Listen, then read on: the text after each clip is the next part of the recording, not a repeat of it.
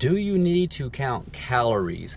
You know, I've gotten this question before, and you've seen some videos on YouTube that do speak to the issue of, do you need to count calories if you have a goal, whether you're trying to lose weight, gain weight, body composition goals, your health, and these types of things. Now, what I've noticed on some of these videos, you'll either have, for, in favor, or against. When people ask me, the way I approach it is, it just depends on the individual and where you're at as far as, where you're at in your life as far as your health, your fitness, your goals, and as far as what you've achieved already.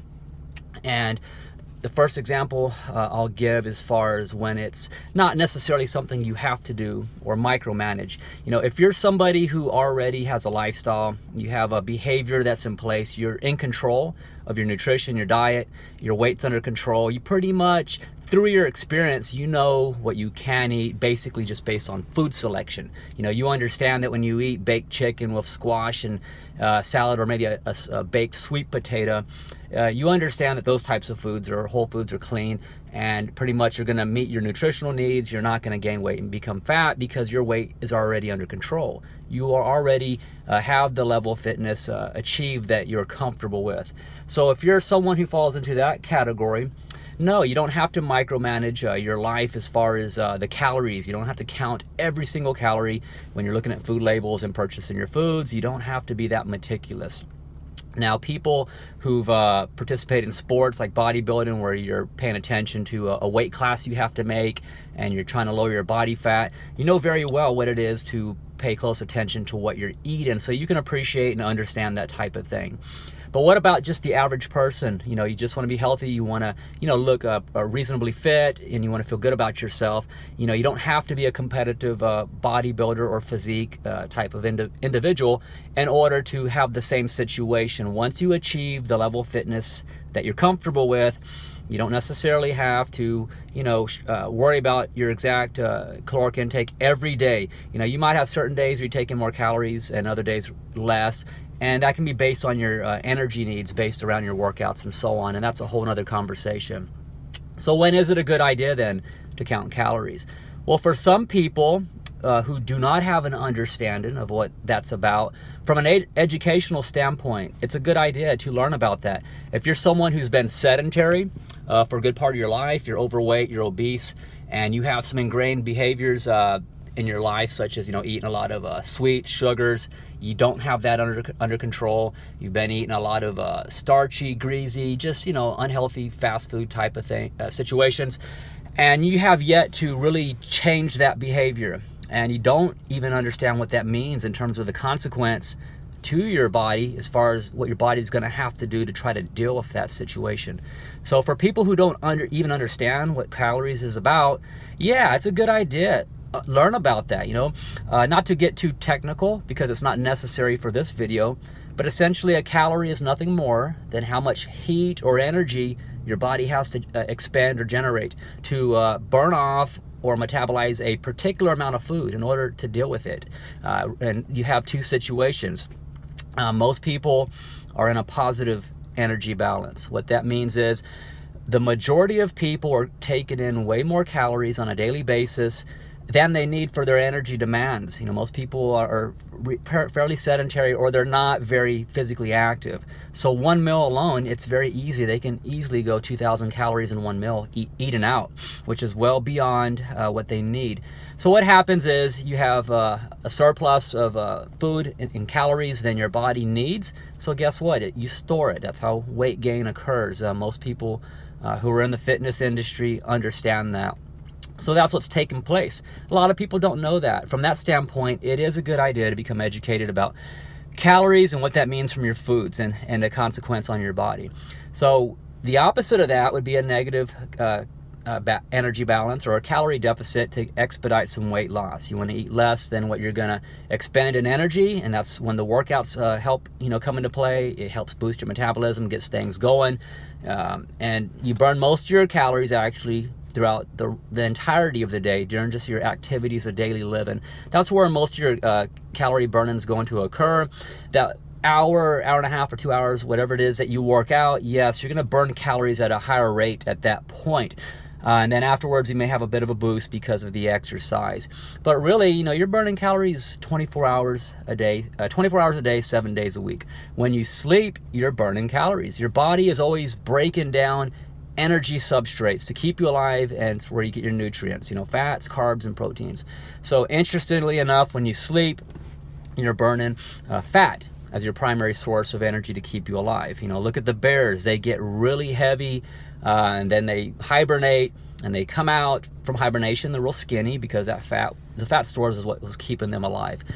So understanding what energy balance is about, you know, versus calories from foods, it's good to grasp that concept and know what it means, because if you understand that, that's going to help you when you go shopping and you look at food labels. You're also looking at your macros, your fats, carbs, and proteins, what's in the food you're buying, how many calories per serving, minimizing sugar, these types of things.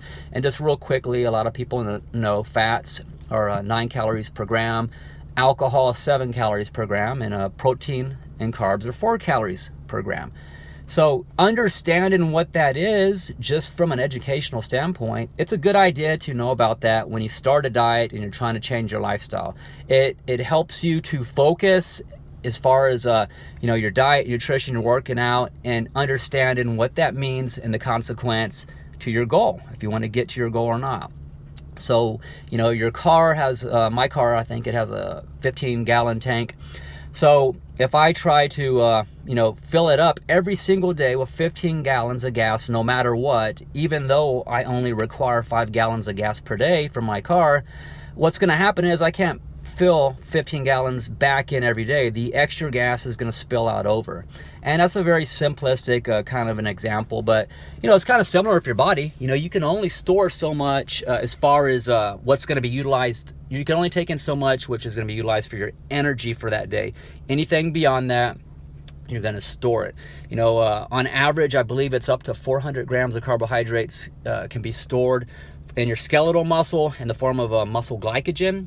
I believe your liver is up to 100 grams, and then you may have, you know, a couple grams, 1 or 2, somewhere in that neighborhood, or more, a little more as far as glucose in the blood. And your body's going to prioritize how it goes about breaking down those various substrates for energy based on your activity level. You know, you feel shift from burning carbs to fats depending on if you're anaerobic and aerobic type of activity. And that can be another video. I actually have a video on my YouTube channel here about a general discussion on metabolism, and you can take a look at that. So just as my 2 cents, you know, as far as the question, does it matter to count calories?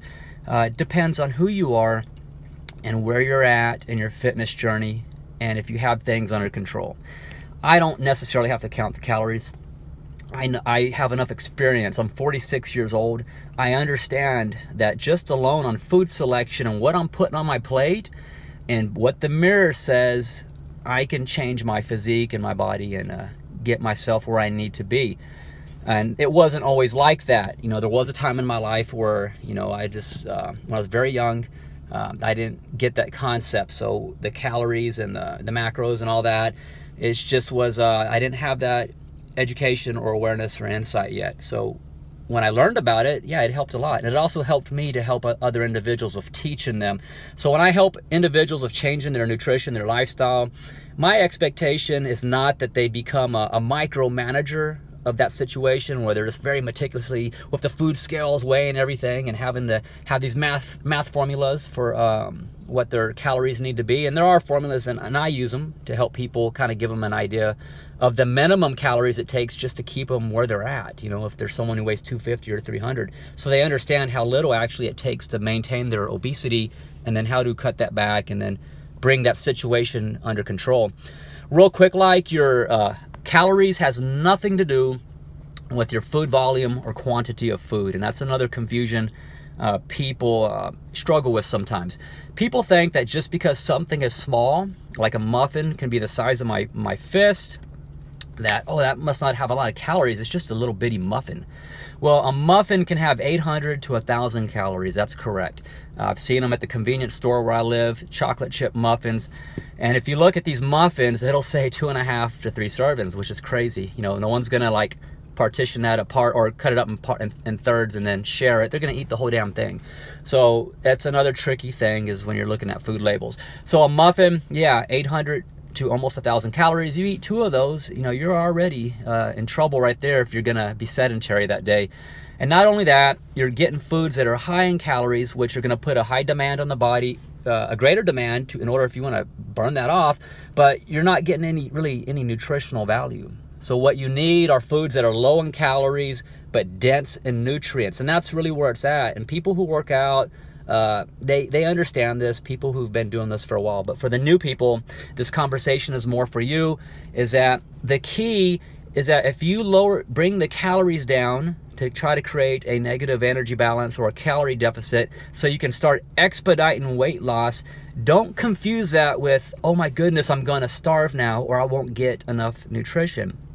That has nothing to do with the situation, because you can be getting in way too many calories and a lot of food and still not be getting enough nutrition and have a poor nutritional situation going on there, or be malnourished. Malnourishment can be either way. It can be too little food or too much of the wrong foods. So if you're on a low calorie diet, if you choose foods that have a low calorie count but are dense in nutrients, you can get a far superior amount of nutrients on a lower calorie diet than you're getting from a high calorie diet from the wrong foods. An example is chili cheese fries from I believe it's the Outback or some of these other restaurants. I'm kidding you. You can get a basket of chili cheese fries that's around 2,400 or 2,500 calories. Bunch of greasy ground beef in there with fries. And, you know, that situation is not doing you any good if you're working out. So a lot can be said on this situation. Whoever's watching this video, please see my other video on my channel if you want. It's called A General Discussion on Metabolism. I'll put a link down in this video, and where I speak in more details about what that means. So do you need to count calories for the rest of your life? No, you don't. In the beginning, I do recommend for you to grasp an understanding of what it is, and I do recommend that you look at your food labels and that you do try to you know, keep some control over that situation as far as what you're putting in your body from what you need for energy. And yes, part of being able to do that is you need to understand the calories. So if you're obese or overweight, that's something in your beginning, if you don't know what that's about, learn about that. You need to apply that information. It will help you. When you do get to your goal, when your weight's under control and you get it, at that point, no, you're not going to have to be necessarily that type of a situation where you're looking at the calories as closely, because you'll know based on your food selection and portion size what you can eat.